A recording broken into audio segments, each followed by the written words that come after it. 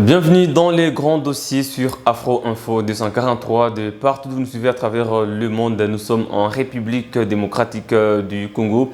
Dans ce numéro, nous allons revenir sur la chute de la cité des Kichanga dans le territoire de Massissi, en province du Nord Kivu, dans la soirée de jeudi 26 janvier 2023. Comme vous le savez, le 1-23 occupe la cité des Kichanga après des intenses affrontements contre les forces armées de la République démocratique du Congo. Le porte-parole de l'armée en province qui s'est confié à Actualité.cd a expliqué comment Kichanga est passé sous contrôle des rebelles du 1-23 soutenus par le Rwanda. Eh bien, l'armée a fait un repli stratégique pour attirer l'ennemi en profondeur en vue d'éviter des dégâts côté civil. Comme vous le savez, Kichanga, c'est un grand centre commercial du territoire de Massissi qui est habité par plus ou moins 110 000 personnes. Donc, c'est une zone peuplée dans laquelle l'armée loyaliste ne doit pas mener des opérations militaires. L'armée a également parlé des violations côté M23 qui avait lancé des tirs sur des civils dans des zones peuplées, causant même plusieurs morts côté population civile, affirme toujours la même source militaire. Alors comment Kichanga est passé sous contrôle du M23 soutenu par le Rwanda dans un laps de temps. Pourtant, la veille, les FARDC contrôlaient la quasi-totalité de la cité après avoir repoussé les terroristes du M23. Eh bien, il y a eu un renfort des tailles côté M23. Ce mouvement terroriste qui s'est infiltré même au centre de la population avant de s'emparer de cette cité stratégique de la province du Nord Kivu. Eh bien, à ce moment, il faut dire qu'il y a eu en tout cas beaucoup d'efforts côté des forces armées de la RDC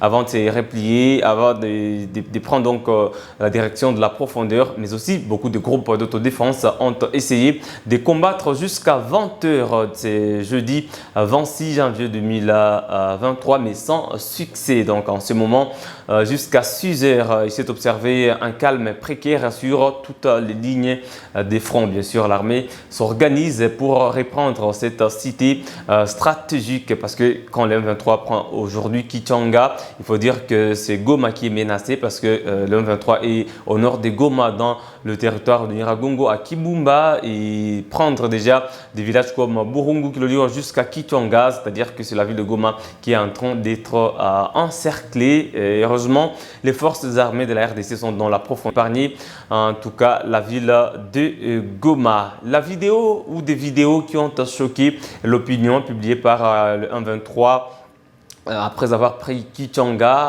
avec un discours en tout cas tribal et génocidaire selon les terroristes du M23. Ils ont libéré Kichanga parce qu'il y avait des génocides des Tutsis. En tout cas, c'est un message de haine. Ce sont des vidéos qui ont choqué l'opinion congolaise parce que, comme vous savez, Kichanga est situé dans la chefferie des Bachali. C'est un territoire de Massissi où la majorité de la population, c'est des Houndés et non pas des Tutsis. Mais quand on parle des génocides des Tutsis qui étaient préparés de ce côté-là, c'est vraiment une désolation au sein de l'opinion congolaise.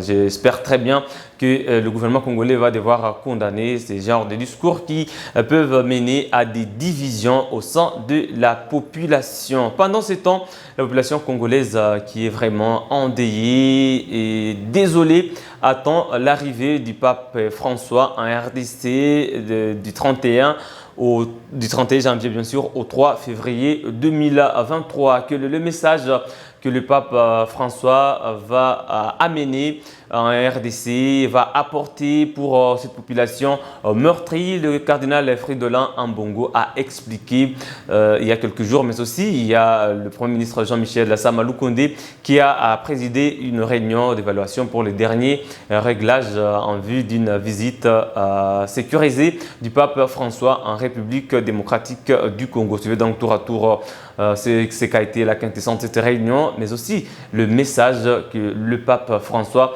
va apporter en RDC selon les explications du cardinal Fridolin Ambongo. Et aussi la façon de fonctionner des souverains pontifes. La première chose, le pape analyse la situation du pays, la situation socio-pastorale, situation politique, économique, sécuritaire, mais aussi la situation de l'Église. Et c'est en partant de cette réalité que le pape développe un message, parce qu'il vient chez nous non pas comme un touriste, il vient comme le pasteur universel. Il vient au nom du Seigneur. Son message, je peux présumer, sera essentiellement un message de réconfort, considérant la réalité du peuple congolais, un peuple qui souffre, et qui souffre énormément, surtout dans sa partie est. Donc le message de l'Évangile, qui est une bonne nouvelle, dans la bouche du successeur de Pierre, ne pourra être qu'un message de réconfort. Il ne vient pas seulement nous réconforter naïvement. Le réconfort du pape, ce sera, je suppose aussi, une invitation à la responsabilité. Un peuple qui souffre, mais cette souffrance du peuple congolais n'est pas une fatalité. Il peut en sortir. Et pour en sortir, il faut aussi qu'il fasse usage de son sens de responsabilité, qu'il se prenne en charge, qu'il se prenne au sérieux, qu'il assume de responsabilités qui relèvent de lui, au lieu seulement de rester dans une situation d'un peuple qui souffre, un peuple qu'on maltraite et qui ne fait rien. Donc, je crois que le pape nous exhortera surtout un peu dans ce sens-là, mais en même temps, en tant que pasteur universel, le pape vient aussi nous réconforter dans notre foi. La foi catholique, héritée des apôtres. Cette foi, nous n'avons pas le droit de la dénaturer. Nous devons rester dans cette rectitude de la foi reçue des apôtres et qui nous a été transmise de génération en génération. La présence de la jeunesse dans le pontificat de François est très très remarquée. Il y a quelques années, au début de son pontificat, il avait même convoqué un synode spécialement pour traiter de la question des jeunes. Et beaucoup de jeunes ont été invités à ce synode. Maintenant, il vient chez nous et sur son agenda, il a dégagé un temps considérable pour rencontrer le jeune.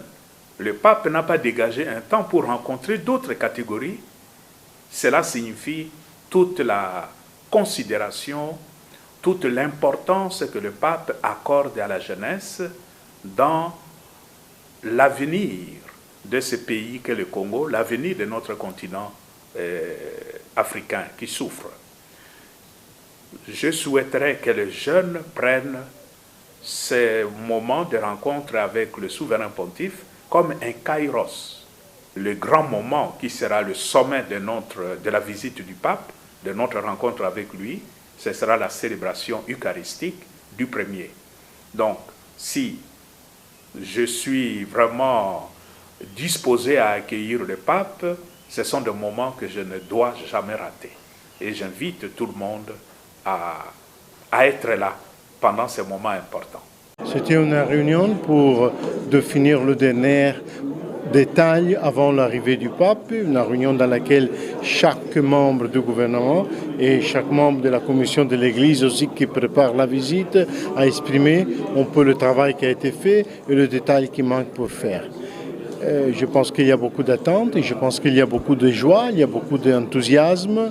C'est à nous de faire ensemble un travail pour que le pape soit bien accueilli parce que tout se déroule dans la manière la meilleure possible.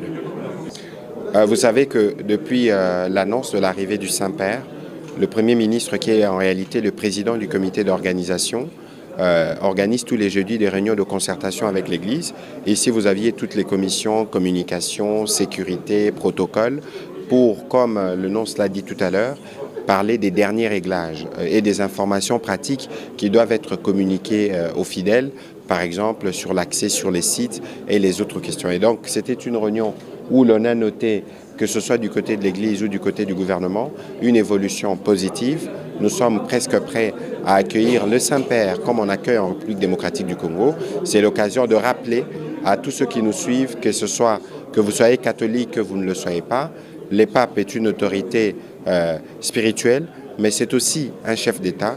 Réservons-lui un accueil digne qui ressemble à la chaleur que les Congolais réservent lorsqu'ils reçoivent des hôtes venus de l'extérieur.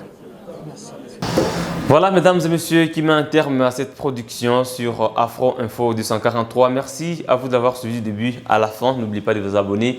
Si vous êtes nouveau, il suffit de cliquer sur s'abonner. Ouvrez la cloche de notification pour rester en alerte de l'actualité en République démocratique du Congo. Laissez-nous un j'aime à votre point de vue en commentaire et partagez la vidéo. On se fixe un nouveau rendez-vous d'actualité. À très bientôt.